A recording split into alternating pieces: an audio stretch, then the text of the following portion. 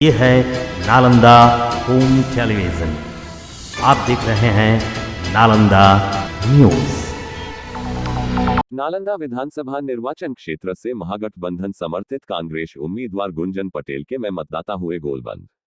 नालंदा विधानसभा निर्वाचन क्षेत्र से महागठबंधन समर्थित कांग्रेस प्रत्याशी गुंजन पटेल के द्वारा नालंदा विधानसभा के सैकड़ों गांव का तूफानी दौरा कर मतदाताओं अपने पक्ष में मतदान करने के लिए लोगों को किया गोलबंद। इस मौके पर राजद नेता अरुणेश यादव ने बताया कि जदयू के विधायक व मंत्री 25 वर्षों से नालंदा विधानसभा पर काबिज है, फिर भी नालंदा का विकास नहीं हो पाया है। आज महागठबंधन के उम्मीदवार गुंजन पटेल को अपना एक एक कीमती वोट देकर नालंदा का प्रतिनिधित्व करने के लिए विधानसभा भेजेंगे। महागठबंधन की अगर सरकार बनती है तो बेरोजगार युवाओं को नौकरी, मजदूरों को बिहार राज्य में है रोजगार मुहैया कराना, शिक्षा, सड़क आदि बुनियादी सुविधाओं को पूरा करना पहला प्राथमिकता होगी। वहीं राजद नेता देवीलाल यादव ने कहा कि इस बार महागठबंधन समर्थित उम्मीदवार गुंजन पटेल 20 से 25 हजार मतों से नालंदा विधानसभा में जीत हासिल करेंगे। कोई भी इनके टक्कर में नहीं है, चाहे वह 25 वर्षों से नालंदा पर काव्य बिहार सरकार के मंत्री हो या कोई और। पूछे गए सवालों के जवाब देते हुए उन्होंने कहा कि लोजपा उम्मीदवार नालंदा विधानसभा को त्रिकोणीय गेम बता रहे हैं, तो उन्होंने कहा कि जिसका खुद का जनाधार ना हो वह महागठबंधन के उम्मीदवार के सामने तो क्या दूर दूर तक दिखाई नहीं दे रहे हैं। बार नालंदा विधानसभा में महागठबंधन के उम्मीदवार गुंजन पटेल जी का कि आप लोग राजद परिवार पूरा किस प्रकार यानी इनका समर्थन कर रहे हैं, और क्या लगता है कि वो इस बार नालंदा विधानसभा का वो किस प्रकार विकास करेंगे? इस बार नालंदा जिला और नालंदा विधानसभा में राष्ट्रीय जनता दल एक नया इतिहास लिखने जा रहा है और परिवर्तन का आगाज लिखने जा रहा है। महागठबंधन प्रत्याशी गुंजन पटेल जी के साथ नालंदा जिला राष्ट्रीय जनता दल का एक एक बच्चा बच्चा खड़ा है, जिसके दिल में लालू यादव बसे हुए हैं। वो मतलब हर एक राष्ट्रीय जनता दल का कार्यकर्ता एकदम मजबूती के साथ गुंजन पटेल के साथ खड़ा है। और इस चुनाव में गुंजन पटेल 25 साल का जो यहाँ नालंदा में जो एक पार्थी मार के बैठे हुए हैं मंत्री जी, उसको उखाड़ फेंकने का काम करेंगे। गुंजन जी का लोगों का कहना है, नालंदा जिला वासियों का, कि यानी वो गुंजन जी यानी दूसरे जिले से हैं और ये नालंदा का विकास करने में वो अक्षम रहेंगे। क्या लगता है? ये लोग जितने लोग बोल रहे हैं सब ये आरएसएस और बीजेपी वाला के जो दलाल लोग हैं, ये लोग बोल रहे हैं।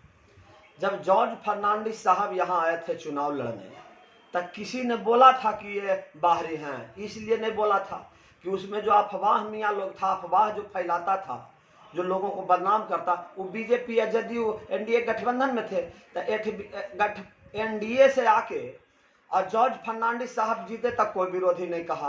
कहाँ के जॉर्ज फर्नांडिस? महाराष्ट्र के और मुजफ्फरपुर में मैंने कहाँ से आए। और ये गुंजन पटेल तो मैंने ये बाहरी इसको कहेंगे, ये तो पटना जिला और हमारा पूर्व में पटना जिला से हमारा बेटी रोटी का संबंध है, हमारा घर का मैंने दोनों एक भाई का बंटवारा है। तो ये हिलसा से थोड़ा सा आगे बढ़िए, 2 घर आगे बढ़ जाइए तो ये मैंने आपको पुन के रहने वाले हैं। तो बाहरी कहाँ है? बाहरी तो जॉर्ज साहब से, जिनको नालंदा की जनता ने सर आंखों पे बैठाने का काम किया। तो फिर अब बाहरी भीतरी का कोई सवाल कहाँ है? ये विरोधियों का, ये बीजेपी के दलालों का ये काम है, मैंने लोगों को दिग्भ्रमित करने का। जनता मन बना चुकी है, गुंजन पटेल को इस बार भारी मतों से जिताना। क्या लगता है इस बार त्रिकोणीय यानी होने की संभावना है? लोजपा भी अपनी प्रत्याशी उतार चुकी है। अब त्रिकोणीय के सवाल कहाँ है? सीधा लड़ाई। आदरणीय चिराग पासवान जी कहते हैं कि तेजस्वी यादव हमारे छोटे भाई हैं, तो संकेत साफ है, तेजस्वी आगे बढ़े, हमारा शुभकामना है। तो संकेत साफ है ना, और उनका मिशन है नीतीश कुमार जी को मतलब मिटाना, गद्दी से हटाना।